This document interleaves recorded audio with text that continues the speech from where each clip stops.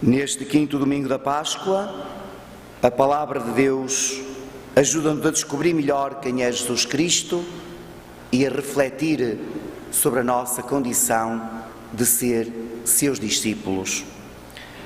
No Evangelho, Jesus apresenta-se como o caminho, a verdade e a vida, dizendo que é o único caminho para chegar ao Pai. Esta afirmação de Jesus é muito importante nos nossos dias, quando temos muita gente que diz que acredita em Deus, mas não acredita em Cristo. Ou temos outros que dizem que acreditam em Cristo, mas não querem a sua igreja. Não é possível. Jesus diz claramente no Evangelho que entre Ele e o Pai há uma identidade absoluta. É o mistério da Santíssima Trindade. Dizia Jesus: eu estou no Pai e o Pai está em mim. Quando eu falo, é o Pai que fala. Quando eu atuo e faço obras, é o Pai que atua. Eu e o Pai somos um só, dizia Jesus. E esta união de Cristo com o Pai é também a união de Cristo com a Igreja. A segunda leitura, retirada da Epístola de São Pedro, apresenta-nos Pedro a dizer aquilo que nós somos: geração eleita, sacerdócio real, nação santa, povo adquirido por Deus. Nós somos a Igreja de Cristo, não somos uma coisa qualquer. Nós somos o seu corpo místico sobre a face da terra. E assim como o Pai agia na terra por Cristo, Cristo hoje age, atua, trabalha na terra através de nós. Nós somos geração eleita, fomos escolhidos, fomos chamados por Deus para esta grande missão de sermos aqueles que trabalham no mundo em nome de Deus. Reparai na grande responsabilidade que carregamos aos nossos ombros. Uma responsabilidade ainda maior quando nós falhamos e, em vez de fazermos aquilo que Deus nos pede, fazemos completamente o contrário. Há pessoas que não sabem o que é o pecado, porque não conhecem esta realidade. Quando é que eu peco? Quando eu, em vez de fazer a vontade de Deus, quando eu, em vez de ser instrumento nas mãos de Deus, que Deus, deixai usar a expressão, utiliza para trabalhar no mundo, me recuso e prefiro fazer as coisas à minha maneira. A primeira leitura continua a ser tirada dos Atos dos Apóstolos.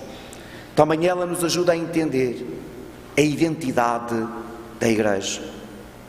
A Igreja não é uma instituição de solidariedade social, como muitas vezes é vista pela sociedade e, infelizmente, por alguns dos nossos cristãos. Cristo não fundou a Igreja para exercer a caridade, ainda que a caridade tenha de fazer parte integrante do agir da Igreja, não é a sua prioridade. E isso claramente nos diz a primeira leitura. A primeira leitura diz-nos que a determinada altura a primitiva comunidade deparou-se com um problema que era este: era preciso exercer a caridade, era preciso dar assistência às viúvas, aos órfãos, era preciso servir os irmãos, mas os apóstolos não tinham tempo para tudo, não o podiam fazer, e diziam eles: nós não podemos deixar de pregar a palavra para poder socorrer os necessitados.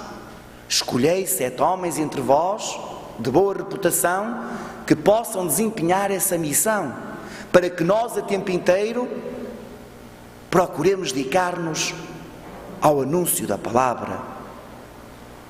Cristo atua no mundo através da palavra. E a primeira atuação que Deus quer realizar entre os homens é a conversão dos homens, é a conversão do nosso coração. E muitas vezes nota-se que nós ainda não entendemos isto. Nós ainda pensamos que a prioridade de Deus é socorrer os que necessitam. Não. E explico porquê. Primeiro eu tenho que me converter à palavra.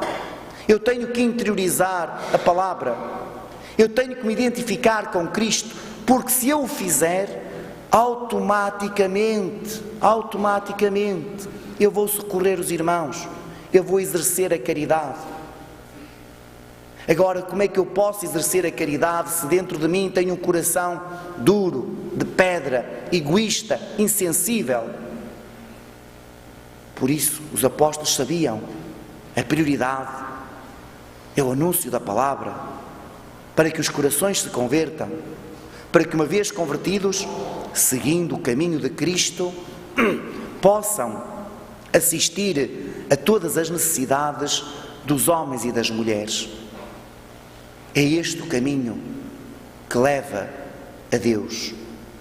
A nossa sociedade hoje tenta fazer ao contrário. Tenta começar pelo fim. Quer primeiro a caridade e depois a conversão. E por isso é que a caridade não funciona, ainda que muitas vezes se realize. Cristo é o caminho. Cristo é o exemplo. Cristo ajuda, socorre, faz milagres, acolhe, aconselha, dá de comer a quem tem fome. É verdade. Mas Cristo também se refugia a sós para estar em comunhão com o Pai. E nós resumimos muitíssimo bem os 10 mandamentos da lei de Deus em 2 mandamentos. Amar a Deus sobre todas as coisas e ao próximo como a nós mesmos. E não podemos amar o próximo se não amarmos a Deus. Assim como, claro está, não podemos amar a Deus se também não respeitarmos e não amarmos os irmãos. Mas o primeiro mandamento é o amor a Deus. Este é o caminho da conversão. Este é o caminho de Cristo.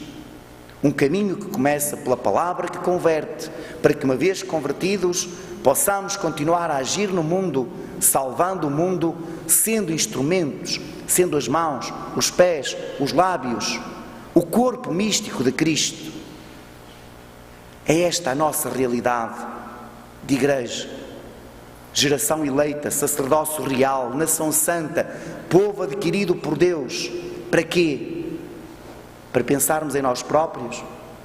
Para sermos egoístas? Para fazermos o que nos apetece? Não. Para nos convertermos. Para que, uma vez convertidos, possamos socorrer os necessitados e os que sofrem.